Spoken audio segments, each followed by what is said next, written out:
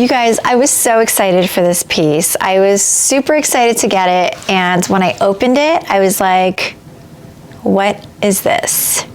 What is this?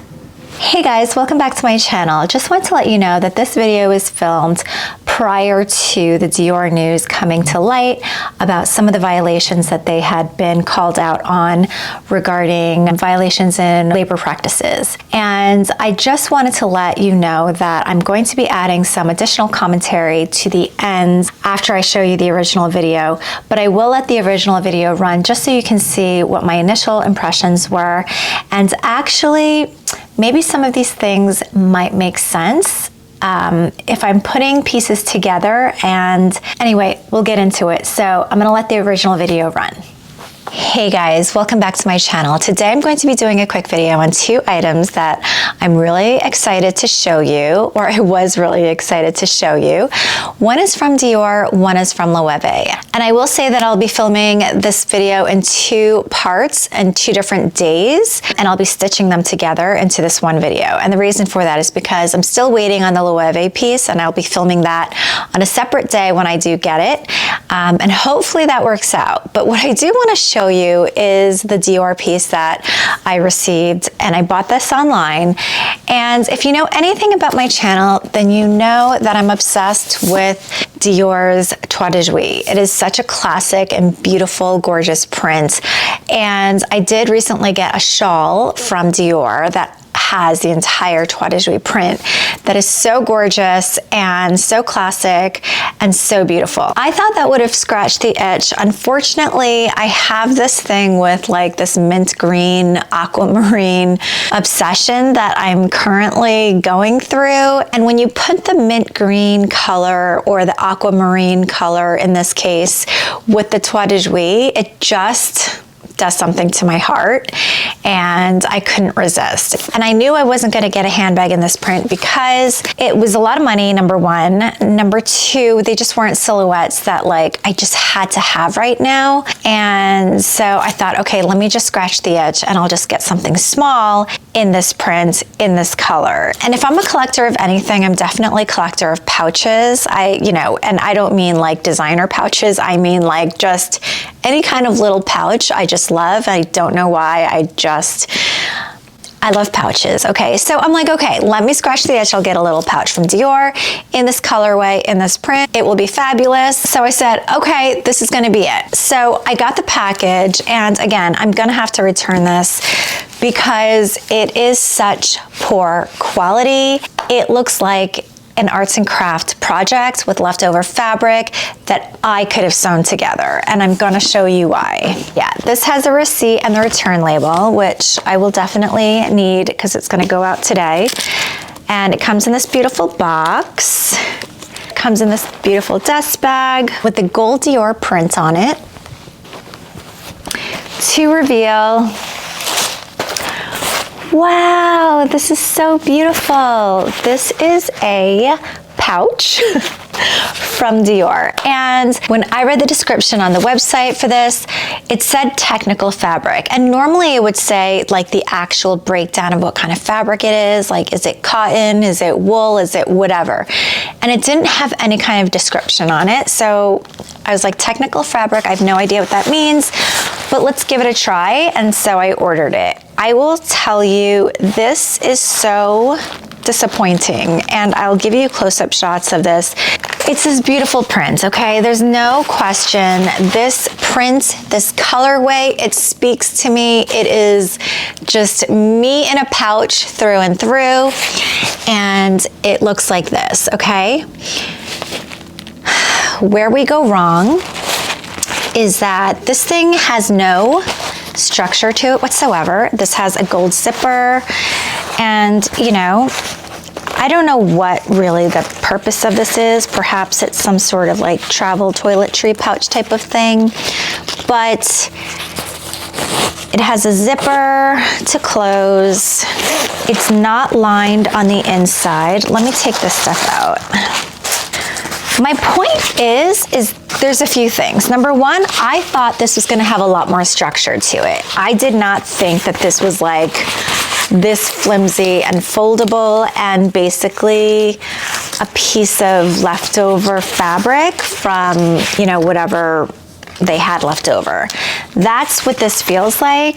There's, you know, it's just like a nylon, I guess, like a rough nylon, but it's very flimsy. That's one thing. I thought this was gonna have structure to it. I thought it was gonna be padded somehow.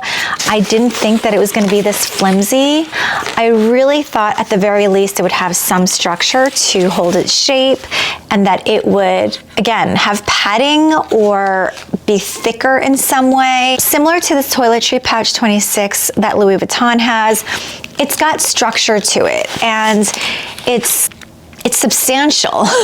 This is so flimsy and it's like a nothing. It's just the print, really. It's leftover fabric. The worst part about this is the stitching.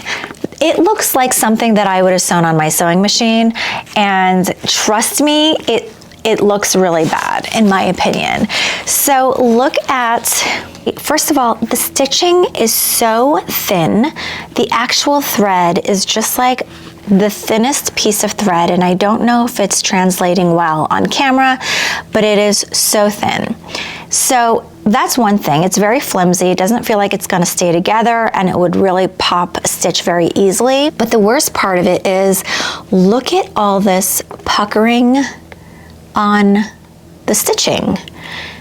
It's just so, it looks very sloppy. It looks like, because the fabric is so thin, that it's gathering in this weird way. It's not gathering like it's supposed to be ruched or anything. This is gathering in a way that is because the fabric is too thin, or the thread is not substantial, or a combination of both, but it is very sloppy looking. It is very sloppy looking. Very, very sloppy looking. It looks so cheap. It feels really cheap. It does not feel at all the way that I expected it to. Now, if this had some structure to it, like if it had padding to it, if it wasn't so flimsy, I feel like it would make a huge difference. I might even oversee the poor stitching maybe, I'm not sure. This looks like an arts and crafts project. It looks like an arts and crafts project. That's all I have to say about it. It just is so disappointing. It looks like leftover fabric, and it's such a beautiful print though, and it's such a beautiful colorway, and it could be very functional, but not for this price point. It's just that it has Christian Dior on it. And yes, granted, that's with anything designer. Of course, you're paying for the brand. But this, I would have expected a lot better quality from Dior, and that's just the truth of the matter. I don't think that this is worth $800, whatever it's listed as. It is so disappointing. I'm not gonna go on and on about this. I'm gonna have to initiate the return process for this. And if you had been eyeing this because you wanted to get a little piece of this kind of a print or this, you know, design, this isn't it. So just fair warning, I'm just telling you, sometimes it's a great way to get a small piece of a collection that really speaks to you, but you don't want to drop that much money and get a whole handbag and commit. That's a great way of doing something like that, is by buying a little piece of something in that collection, whether it be a little pouch, wallet, whatever. And this is my way of doing that, but it didn't work, and I'm really sad. And quite frankly, I'm really disappointed in the stitching and the quality of this. Like, this was really bad in my opinion, and I'm really surprised that they're even selling this, like with this kind of stitching. This is so bad. How are they selling this? Is it just me? Tell me if it's just me. It could be me. I'm not someone who's terribly nitpicky about stuff. I'm really not. But this doesn't even look properly straight like this. It's because there's not enough reinforcements that's why this looks like so sloppy. This is a bust. Anyway, this is going back, super sad about it, but wanted to let you guys know before this went back that this is a total bust. And if you were thinking about it, maybe think twice. Hi again. Okay, so I'm gonna add some additional commentary now knowing what we know about what has been exposed at Dior and some of the violations that they've been called out on through the Italian government agency. And if you haven't heard by now yet, I'm going to kind of read through some of my notes that I had just sort of jotted down just to get you up to speed if you haven't heard yet. Dior has been investigated by Italian government agency for workers' protections that Dior has been subcontracting work to Chinese-owned companies in Italy who've been making their workers work and sleep at their factories so that basically there's 24-hour manpower around the clock. It's basically modern day slave labor. Additionally, safety mechanisms on some of the machinery has been removed for faster operating, and workers were observed to be living and working below hygiene and health standards. This is among, I'm sure, many other ethical issues and practices that have yet to be exposed to the public. So originally I was going to add a Loewe piece that I recently got to this video, but I'm actually going to move that to a completely separate video just to keep things a little bit more clean so that I'm not making this video extra long. So stay tuned for that. So let's talk about this Dior piece that was a fail. Now, seeing the quality issues that we just witnessed in this very video, and now knowing what we know with Dior, it's very interesting because we don't know which products were actually made in these particular factories where the investigation occurred. I can only imagine that something like this was made by a very tired person. This Dior piece that I just showed you honestly looks like quality that should be given to customers for free gift with purchase with Dior beauty products that you buy at the beauty counter. It is that bad. I do think those pieces are normally beautiful and we all get excited getting those, free gifts with purchase type of things. And I don't think that there's anything wrong with that because it is free. You're not paying $800 for it. And do I think this is just bad luck and maybe I just got a poor piece out of the bunch and the rest are fine? I don't think so. It just makes me wonder if this was made in one of these factories. It certainly wasn't made by an individual artist who took very detailed care of this particular product. It does make me question a lot of things. This certainly feels like it was made by someone who may have worked around the clock, who may have been living and working at the factory for 24/7.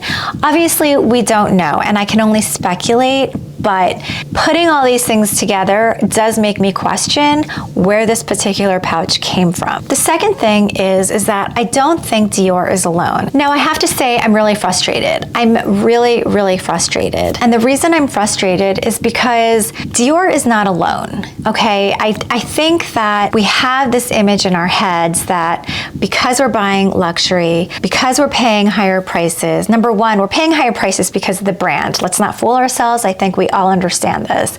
We are paying for the brand name. But in addition to that, I think there is this false sense or idea that we have that we're paying more money because not only for the brands, we're paying for better quality. We're paying for better materials. We're paying because we expect that people are getting paid fair wages. We think that because things are made in Italy or in France or in some other European country, that there is no modern day slave labor happening.